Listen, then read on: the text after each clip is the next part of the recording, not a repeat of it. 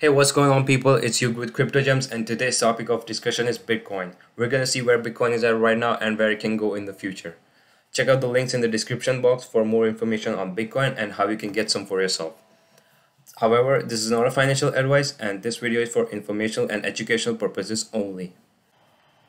So let's look at the chart of Bitcoin. I'm on daily time frame. I use three SMAs, 20, 50, 200.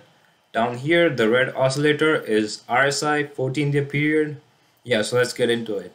So before this crash in May, let's analyze what the price was doing. Okay, price was making higher highs while RSI was making lower highs.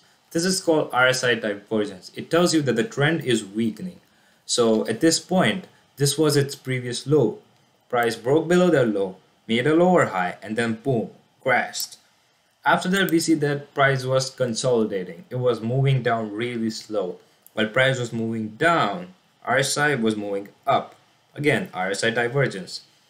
It held this level, broke above it, it retested, and we see a small bull run, right? Again, up here, price making higher highs, RSI making lower highs, and after that, we see a small pullback. So now what? We see that price has been consolidating in this area for like a week now. All three moving averages have come together. Price is taking support around that area. Also, 20-day SMA has already crossed over 200-day SMA, and 50-day SMA is trying to cross over 200.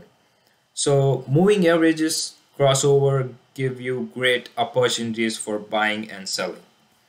Let's look at it in a 4-hour time frame. Here, I call this level as a major support zone. Price came down here, it consolidated. We see RSI divergence here. Let me show it to you.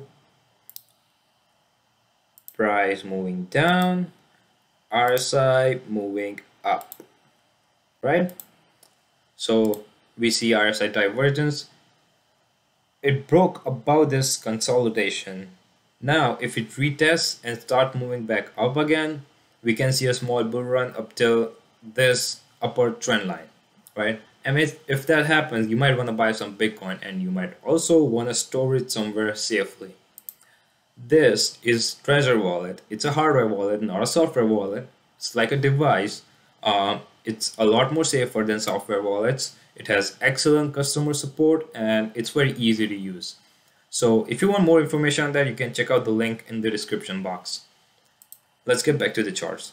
Now, if we saw that if it breaks that level, it can go up till this upper trend line. But what if it doesn't? What if it breaks below this blue line? In that case, then the next support zone is here at around 37,000, which is like an $11,000 drop. That's huge, right? Crypto markets are volatile, and you can see fluctuations and pullbacks like this very often. But I can tell you that for the long run, I think Bitcoin is here to stay. Let me show you why.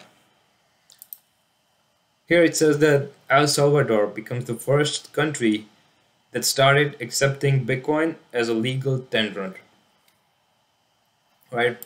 And also companies like Microsoft, Overstock, Subway, Shopify is accepting Bitcoin. So more people, more countries, more institutions are getting into the crypto world. So yeah, I think Bitcoin is here to stay, right?